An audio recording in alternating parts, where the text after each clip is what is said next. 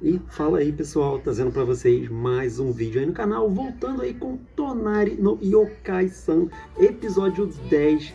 Episódio esse muito emocionante e muito triste também, porque finalmente a gente descobriu o que aconteceu com o pai da Musumi, né? Uma coisa que já vinha sendo ali mostrada, né? Bem pouquinho desde o início do anime, né? Sempre dava uma pitadinha ali, né? De pô, o que aconteceu e tal, né?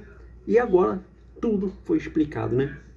Não só o que aconteceu, como o presente também, né? A gente viu as consequências do que houve com ele, né? Isso aqui meio que dá uma visão diferente pra gente, assim, sobre reencarnação, né? É interessante o modo como eles abordaram isso aqui nesse anime, né?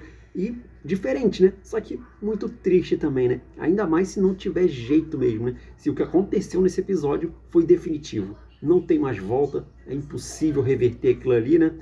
Tudo indica que sim, não tem mais solução. É isso que aconteceu e vamos ter que lidar com isso aí, vai ter que continuar a vida, segue em frente mesmo, né? Não tem o que fazer. Dá até para você fazer, vamos dizer, um comparativo com outras coisas do mundo real também. Eu vou falar mais um pouquinho sobre isso quando chegar lá, né? Mas, cara, um anime assim que de início, né? Quando você assiste ali o primeiro episódio, você pensa que, pô, vai ser um anime aí levinho e tal, né? Um slice of life de boa ali, tranquilo, né? Só que os últimos episódios, nessa sequência ali, mais ou menos ali, sei lá, do episódio 4 por ali até chegar aqui, foi uma sequência de acontecimentos assim, com uma carga dramática muito alta, né? E com histórias ali muito profundas, né? Que vão mudando os personagens, né? E, cara, tá se saindo um anime excelente, cara. Excelente, ele é muito bom. E uma das coisas que eu também gosto de destacar nele, que eu também destaquei, né? No meu outro vídeo falando sobre esse anime aqui, é a trilha sonora dele. Ela é tão simples, mas ela é tão efetiva em todos os momentos que ela toca, né? Caramba, muito boa, gostei muito, né? A opening, a end também seguem a mesma pegada, né? Uma música assim bem mais lenta, bem mais calma, né? Mas enfim, bora lá falar de tudo que rolou aí nesse episódio, né? Porque foi o grande foco, né? Foi um acontecimento aí bem relevante dentro da história, né? Só que antes, né, vou dar uma contextualizada aqui, né, do que se trata esse anime. Basicamente ele é um slice of life, bem raiz mesmo, né, onde a gente acompanha a vida ali dos personagens, né, num mundo onde humanos, yokais, demônios, criaturas folclóricas, né, e todo tipo de coisas aí de mitologias, de lendas, vivem juntos em harmonia naquele mundo ali, né? Eu abordei mais sobre essa questão de mundo aí, né, no meu vídeo anterior, né? Mas basicamente é isso, né? A gente acompanha esse desenvolvimento ali dos personagens, né? E aí a gente teve uma sequência, né? Onde a gente também viu uma coisa que era sempre mostrada ali nos episódios, né? Mas não era muito é, tratado, né? E aí, num determinado episódio, ele começou a falar sobre isso, né? Que era o passado do Jiro, né? Porque ele meio que tinha uma relação ali com a família, né? Da Musumi, né? Da Musumi.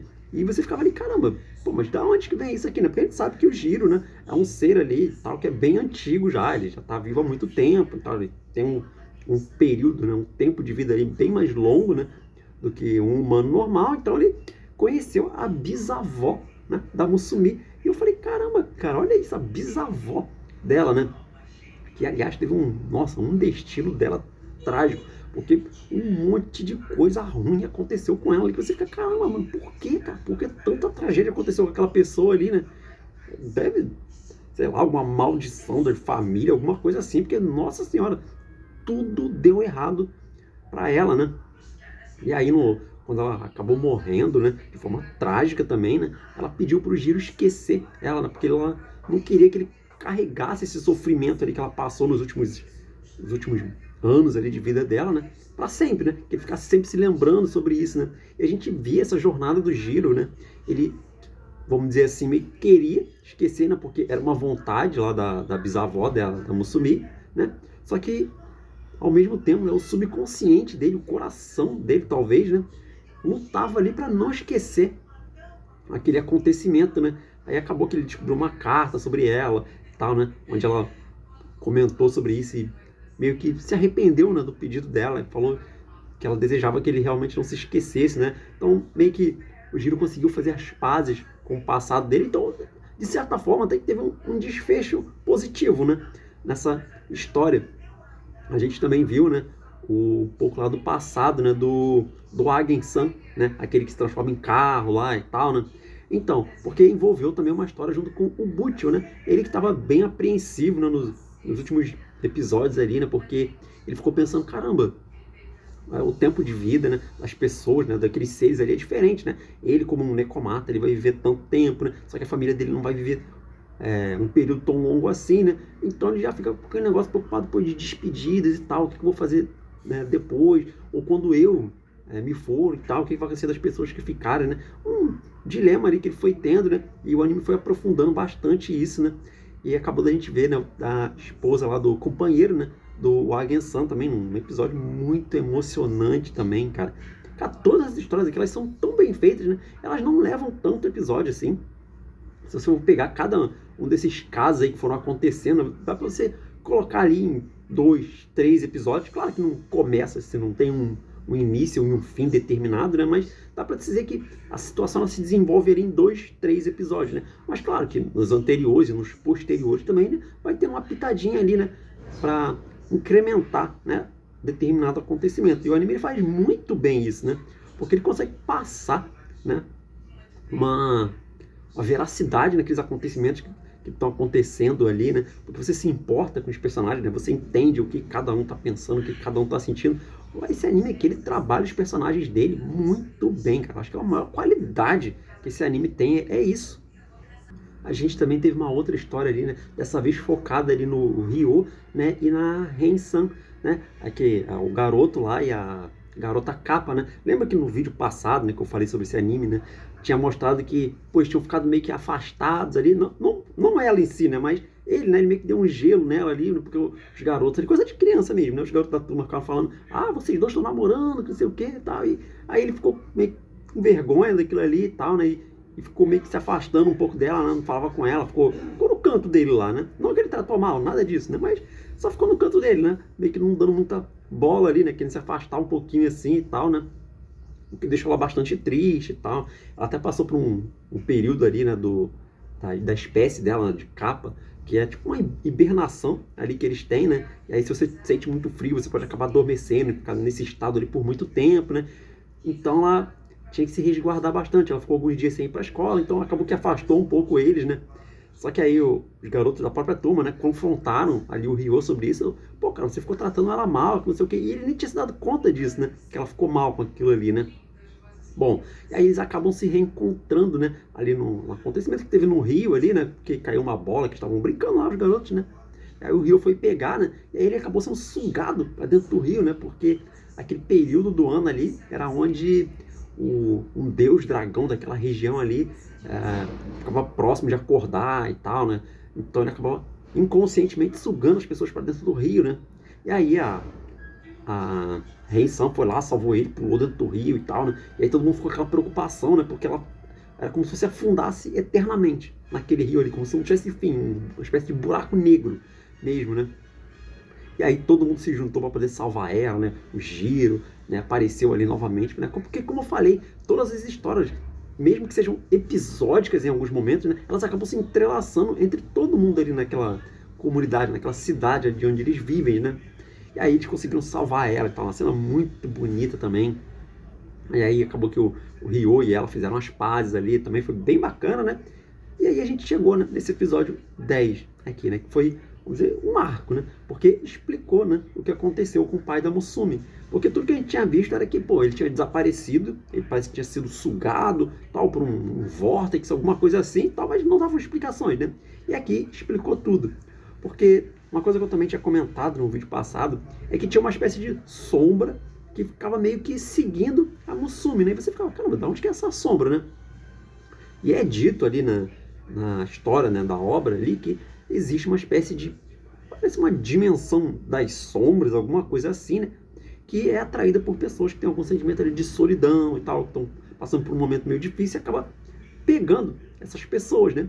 E essa sombra estava seguindo ali a Musumi o tempo inteiro, né? Por algum motivo, o que é estranho. Elas geralmente não seguem as pessoas. Elas geralmente estão em algum canto ali, e se você passar por perto ali, você tiver algum problema, você acaba sendo atraído por elas, né? Só que essa estava seguindo a Musumi, né?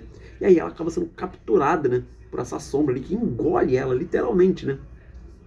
E aí o Jiro consegue salvar ela ali e tal, né? Ele junto com aquele amigo dele, né? Vão lá, resgatam ela da sombra. Você vê que ela tá muito fria, né? Como se estivesse morrendo mesmo. Ela ia morrer se eles não tivessem salvado ela daquilo ali, né? Bom, aí eles afastam aquela sombra, né? Só que mesmo assim ela não vai embora. Ela fica ali vigiando por perto e tal. E aí começou a ficar tipo de vigia na casa ali da Musume, né? Eles conseguiram resgatar ela, levaram ela de volta para casa, né? E aí toda a família ficou lá dentro, né? Esperando o Jiro, né? E o amigo dele resolverem essa situação, né? Porque eles foram conversar com a sombra porque eles viram que ela não parecia ser ameaçadora. E o Jiro, né, ele questiona aquela sombra, né? Pô, por que você tá seguindo a Musume e tal, né?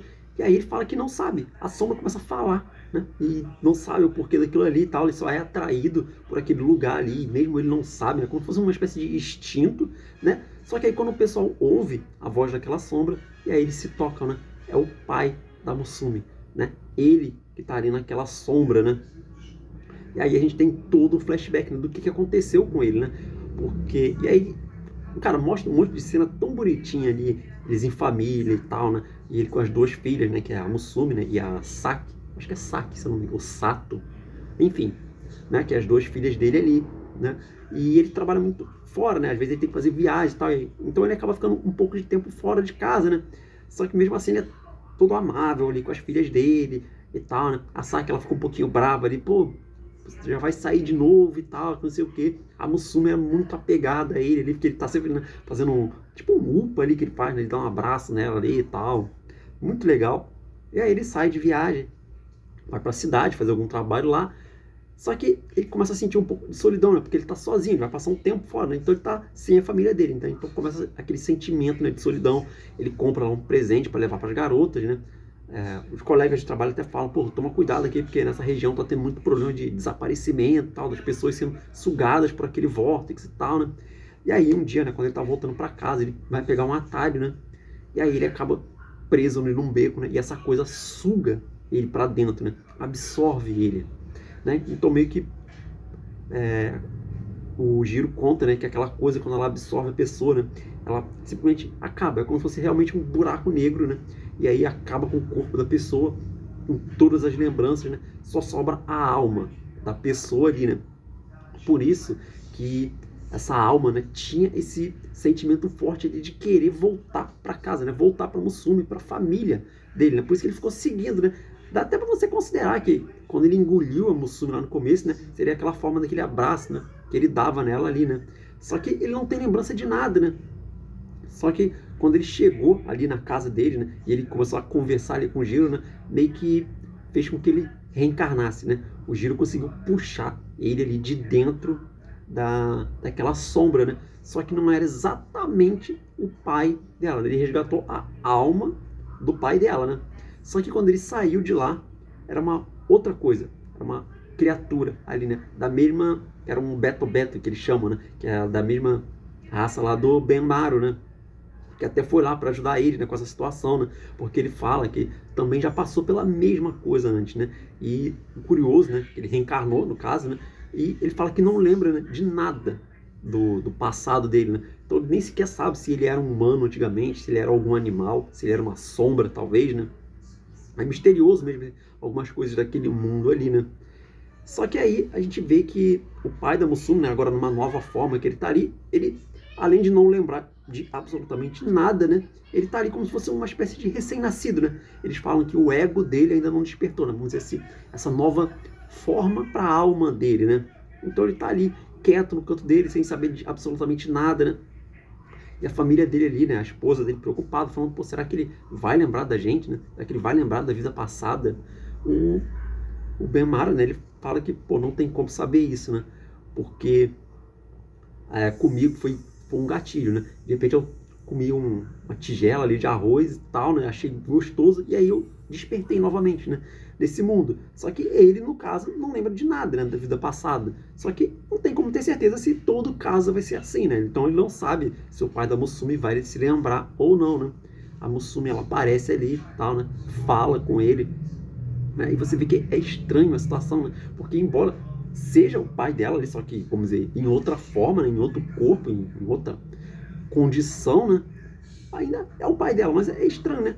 Eu vi alguns comentários, né? Pessoas falando que, pô, isso aqui poderia ser uma, vamos dizer, uma analogia, né? Fazendo referência a como se fosse Alzheimer, né? Para que a pessoa simplesmente não lembra de absolutamente nada, quase como se fosse uma outra pessoa, uma nova pessoa, né? Pode ser, não dá para ter certeza, né? Mas aí a Mussumi fala com ele, né? Chama ele de pai, né? E aí parece que o novo ego dele despertou, né? Parece que ele acordou, né? E aí ele fala que não lembra de nada. Quem é ele, né? Ele pergunta, pô, quem eu sou? E aí, cara, isso aqui quebra você, porque a Mussumi, ela começa a chorar ali copiosamente, ela sai correndo, né? E aí o Jiro vai, consola ela ali, cara, uma cena muito triste, cara. Aí você fica ali, caramba, cara, será que não tem solução, né? Tipo, ele reencarnou mesmo, ele vai ser uma nova pessoa agora, né? Daí que eu falei, né, que, vamos dizer, um conceito um pouco diferente, né, do que a gente está acostumado, né, de reencarnação, tal, né, que a gente costuma ver em anime Isekai e tal, né, o cara lembra, né, da vida toda dele, e aqui é bem diferente, né, esse conceito, né. Pode ser que eles consigam dar um jeito, né, ele acaba se lembrando, então, dessa forma ali, ele provavelmente não vá sair, eu duvido muito, mas talvez ele se lembre, né, que fique naquele corpo, né, mas sabendo que é o pai ali, né? Que era antes, né? Bom, vamos ver. Isso aí também deixa aí uma curiosidade aí pro final, né, desse anime aqui, né? Vamos ver o que vai acontecer. Eu torço, né, para que pelo menos ele se lembre, né, de tudo, né? Que seja realmente o pai delas ali, né, naquela forma, né? Mas vamos ver o que vai acontecer. Isso aqui também me lembrou uma outra coisa, né? Que foi Hunter vs Hunter, né? Para quem conhece, né, e assistiu a obra, né, isso aqui me lembrou um pouco, né, do Kite, né, do que aconteceu com o Kaito, né, lá do personagem, né. Vamos ver, né, o que vai acontecer aí. Mas o anime tá muito bom, cara, vale muito a pena você dar uma chance para esse anime aqui. Ele é emocionante, todos os personagens são muito bem construídos, muito bem feitos, né, e você se importa com todos eles, né. E é muito bonita também a história, né, bem emocionante mesmo. Mas, enfim, é isso aí, pessoal. Vou ficando por aqui. Mais uma vez aí agradeço o seu tempo, sua paciência. Deixa o like aí se você gostou. Se inscreve no canal. Tem muito vídeo bacana pra você. Comenta aí também o que você achou do episódio. Gostou, não gostou? Dê sua opinião. Compartilhe o vídeo aí com mais pessoas. Isso é muito importante. Ajuda muito o canal. E apresenta, né, o canal para seus amigos, seus parentes, seus inimigos, para quem você quiser. E é isso aí. Vou ficando por aqui. Até a próxima.